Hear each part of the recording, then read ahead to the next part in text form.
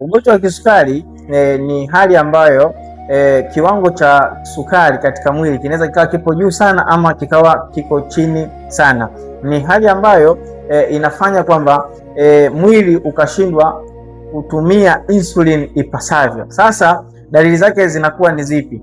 Dalili ya kwanza ni mtu anaweza kuwa na kiu cha mara kwa mara, lakini dalili ya pili mwili unapungua ghafla kwa maana mtu anakonda, lakini dalili ya tatu inapoteza maono kwa maana unashindwa kuona vizuri, lakini pia changamoto nyingine zinaweza kupelekea unaweza ukapata majeraha na kile kidonda kikashindwa kuweza kupona kwa wakati. Sababu zake, sababu ya kwanza tunasema ni obesity, mtu kuwa mnene kupita kiasi, lakini jambo la pili ni hali ya inheritance kwa maana unarisi, lakini jambo lingine ni lifestyle kwa maana namna unavyoishi kwa ulaji, unywaji na vitu vingine. Madhara yake ni ipi kama haitodhibitiwa ipasavyo? Kwanza kabisa huwa inaharibu ama kuathiri figo, lakini jambo lingine kupoteza uono na kuwa kipofu na kuweza kupata ulemavu wa kudumu. Hakikisha kama unapitia changamoto hii, unaweza ukanicheki kupitia namba yangu ya simu hapo chini ili kwenda kutibu afya na seli za kongosho ili sukari iweze kuwa kawaida. Karibu.